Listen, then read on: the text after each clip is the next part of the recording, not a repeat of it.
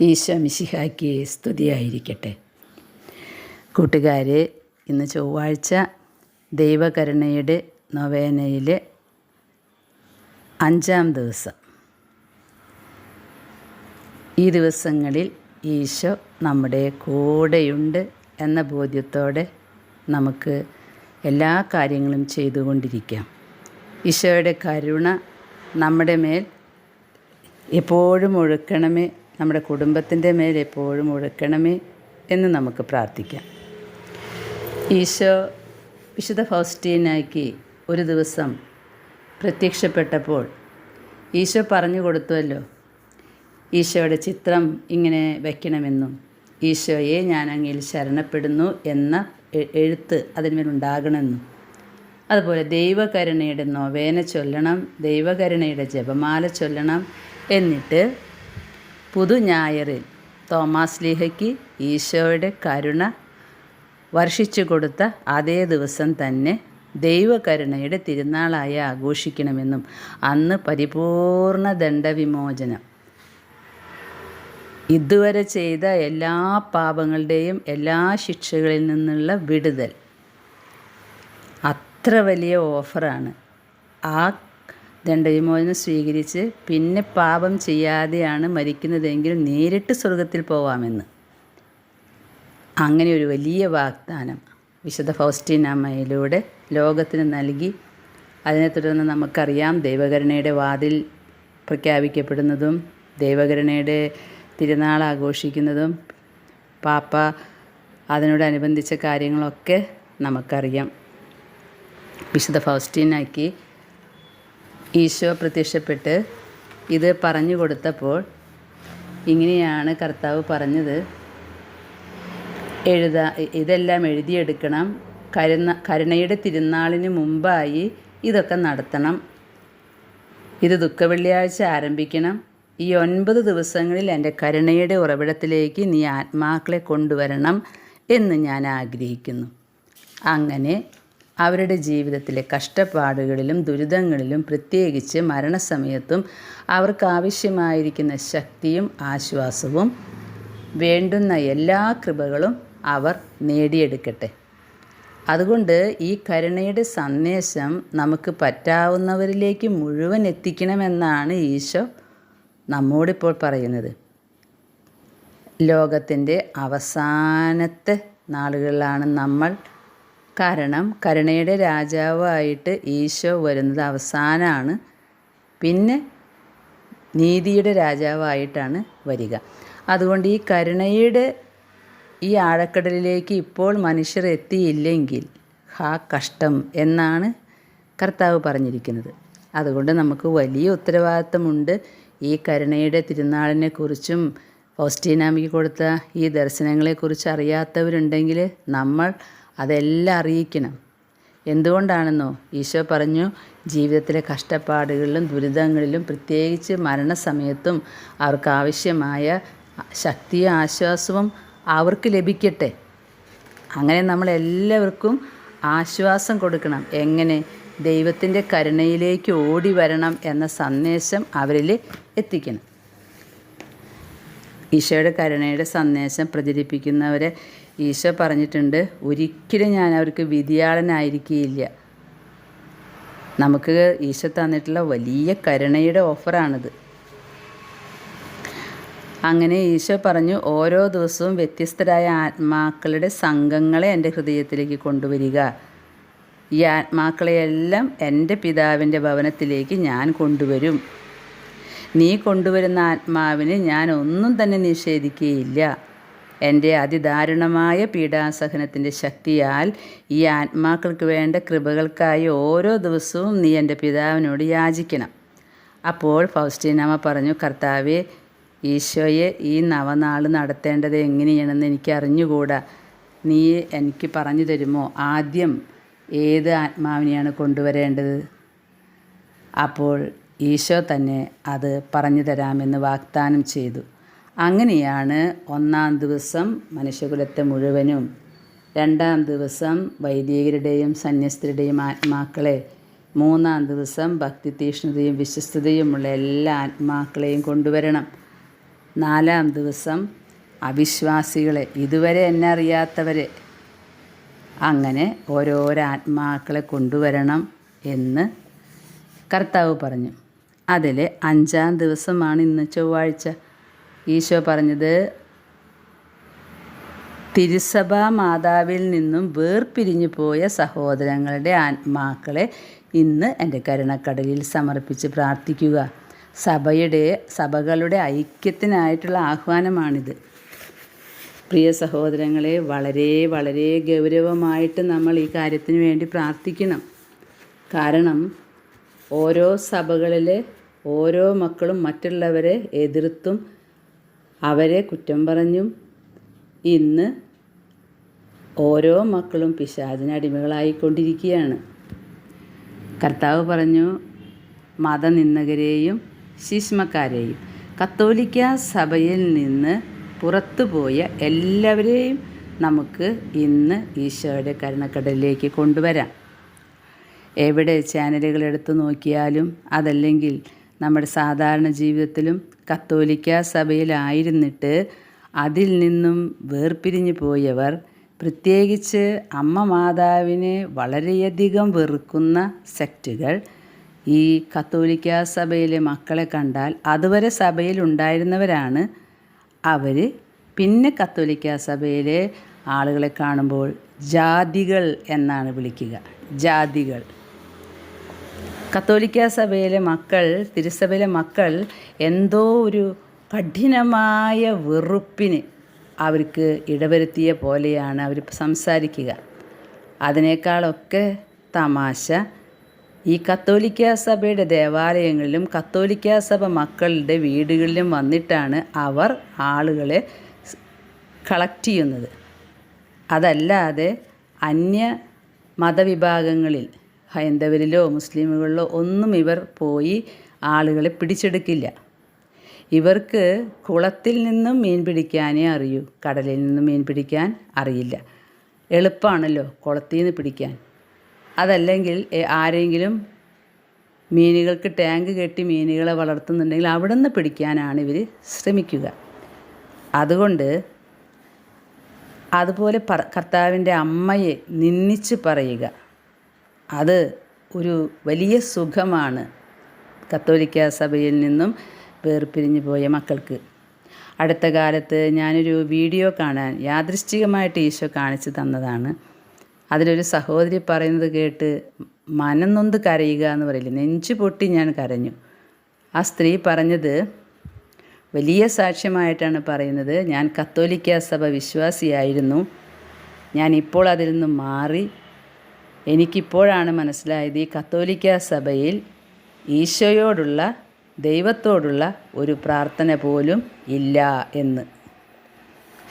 കത്തോലിക്ക സഭയിൽ ഈശോയോടുള്ളൊരു പ്രാർത്ഥന ഇല്ല എന്ന് ആ സഹോദരി ഇത്ര നാളും കത്തോലിക്ക സഭയിൽ ജീവിച്ചപ്പോൾ അവർ എന്ത് ചിന്തിച്ചോ, എന്ത് നോക്കിയാണോ, എന്ത് കേട്ടാണോ ജീവിച്ചത് എന്നാണ് ചോദിക്കാൻ തോന്നിയപ്പോൾ തന്നെ ഈശോ പറഞ്ഞു, പ്രതികരിക്കണ്ട. വളരെ ലാഘവത്തോടു കൂടി ആ സഹോദരി പറഞ്ഞത് കേട്ടിട്ട് ഞെട്ടിപ്പോയി. കത്തോലിക്ക സഭയിൽ ദൈവത്തെ വിളിച്ചപേക്ഷിക്കുന്ന പ്രാർത്ഥനകളില്ല, പുണ്യവാന്മാരോടുള്ള പ്രാർത്ഥനകളേ ഉള്ളൂ എന്ന്. പ്രിയ സഹോദരങ്ങളെ, നമുക്കിന്ന് ഇതുപോലെയുള്ള സഭകളെയും വ്യക്തികളെയും ഈശോയുടെ കരുണയുടെ ആഴക്കടലിലേക്ക് കൊണ്ടുവരാം. അവർ സത്യം മനസ്സിലാക്കട്ടെ. നമ്മളിൽ നിന്ന്, കത്തോലിക്ക സഭയിൽ നിന്ന് പിരിഞ്ഞു പോയവർ നമ്മുടെ വീടുകളിൽ വന്ന് പറയും, നിങ്ങൾ സത്യമറിയണമെന്ന്. ഒരിക്കൽ ഞാൻ ചോദിച്ചിട്ടുണ്ട്, ഞാൻ അറിഞ്ഞതിനേക്കാൾ വലിയ സത്യം എന്താണുള്ളത്? ഞങ്ങൾക്ക് പിതാപുത്ര പവിത്രാത്മൻ, ഏകദൈവം സത്യദൈവം, യേശുവാണ് ഏകരക്ഷകൻ. ഇതാണ് ഞങ്ങളുടെ വിശ്വാസം. ഇതിൽ കൂടുതൽ എന്ത് വിശ്വാസം പഠിപ്പിക്കാനാണ് ഇങ്ങോട്ട് വന്നിരിക്കുന്നത്? അപ്പോൾ അദ്ദേഹം പിന്നെ പറയുന്നത് മുഴുവൻ ആ സഭയിലേക്കുള്ള ചായ്വാണ്. ഞാൻ പറഞ്ഞു, ബൈബിള് ഇറക്കി വെച്ചിട്ട് പിതാവായ ദൈവം പറഞ്ഞ കൽപ്പന നോക്ക്, മറ്റുള്ളവരെ സ്നേഹിക്കുക. നിങ്ങളുടെ ഇപ്പോൾ താമസിക്കുന്ന ഭൂമിയിൽ നിന്നും 1 സെൻറ്റ് ഭൂമി പാവങ്ങൾക്കൊന്ന് വീതിച്ചു കൊടുക്ക്. അങ്ങനെ ചെയ്യാൻ പറ്റുമോ എന്ന് ചോദിച്ചു. ഉടനടി ബൈബിളെടുത്ത് അദ്ദേഹം ഇറങ്ങിപ്പോയി. പ്രിയ സഹോദരങ്ങളെ, സ്നേഹമാണ് ദൈവത്തിൻ്റെ കൽപ്പന. അതല്ലാതെ മറ്റുള്ളവരെ ജാതികളെന്നോ മറ്റുള്ളവരെ നിഷിച്ച് പറഞ്ഞോ അല്ല നമ്മൾ ദൈവത്തെ മഹത്വപ്പെടുത്തുക. അത് ദൈവം ഒരിക്കലും ഇഷ്ടപ്പെടുന്നില്ല. അതുകൊണ്ട് ഇങ്ങനെയുള്ള കത്തോലിക്ക സഭയിൽ നിന്നും പിരിഞ്ഞു പോയിട്ടുള്ള എല്ലാ മക്കളെയും നമുക്ക് കർത്താവിൻ്റെ തിരുവിലാവിൽ നിന്നൊഴുകുന്ന തിരുക്കരുണയുടെ ഉറവയിലേക്ക് കൊണ്ടുവരാം. എല്ലാ മക്കളും ഒരേ വിശ്വാസത്തിൽ ആയിത്തീരട്ടെ. ആരെയും കുറ്റപ്പെടുത്താതെയെങ്കിലും ആരെയെങ്കിലും നിഷിച്ച് പറയാതെയെങ്കിലും ജീവിക്കാനുള്ള ആത്മാവിൻ്റെ കൃപ അവർക്ക് ലഭിക്കട്ടെ എന്ന് നമുക്ക് പ്രാർത്ഥിക്കാം. ഈശോയോടും പരിശുദ്ധ അമ്മയോടും നമുക്ക് അവർക്ക് വേണ്ടി മാപ്പ് ചോദിക്കാം. ഇന്ന് തിരുസഭാ മാതാവിൽ നിന്ന് വേർപിരിഞ്ഞു പോയ സഹോദരങ്ങളുടെ ആത്മാക്കളെ എൻ്റെ പക്കൽ കൊണ്ടുവന്ന് എൻ്റെ കരുണക്കടലിൽ മുക്കിയെടുക്കുക. എൻ്റെ കൈപ്പേറിയ പീഡാനുഭവ വേളയിൽ എൻ്റെ സഭയാകുന്ന ശരീരത്തെയും ഹൃദയത്തെയും അവർ കീറിമുറിച്ചു. അവർ സഭൈക്യത്തിലേക്ക് തിരിച്ചു വരുമ്പോൾ എൻ്റെ മുറിവുകളെ സുഖപ്പെടുത്തുകയും അതുവഴി എൻ്റെ വേദന ലഘൂകരിക്കുകയും ചെയ്യും. എത്രയും ദയുള്ള നന്മ മാത്രമായ യേശുനാഥ, പ്രകാശത്തെ അന്വേഷിക്കുന്നവർക്കാർക്കും അങ്ങത് നിഷേധിക്കുകയില്ലല്ലോ. വേർപെട്ടുപോയ ഞങ്ങളുടെ ആത്മാക്കളെ അങ്ങയുടെ എത്രയും ആർദ്രമായ ഹൃദയത്തിൽ സ്വീകരിക്കണമേ. അങ്ങയുടെ പ്രകാശക്കതിരിനാൽ അവരെല്ലാവരെയും സഭൈക്യത്തിലേക്ക് കൊണ്ടുവരികയും അങ്ങയുടെ എത്രയും ദയുള്ള തിരുഹൃദയത്തിൽ അഭയം നൽകി ഒരിക്കലും അവർ വേർപെട്ടു പോകാതിരിക്കാൻ പ്രത്യേകം സംരക്ഷിക്കുകയും ചെയ്യണമേ. അങ്ങനെ അവരും അങ്ങയുടെ കരുണാസമൃദ്ധിയെ എന്നും പാടിപ്പുകഴ്ത്തട്ടെ. നിത്യപിതാവേ, ഞങ്ങളുടെ ഈ വേർപെട്ടുപോയ സഹോദരങ്ങളുടെ ആത്മാക്കളുടെ മേൽ അങ്ങയുടെ ദയാദൃഷ്ടി പതിക്കണമേ. അങ്ങയുടെ തിരുസുതൻ്റെ സ്നേഹവും അവിടുന്ന് സഹിച്ച വേദനകളും അങ്ങ് തൃക്കൺ പാർക്കണമേ.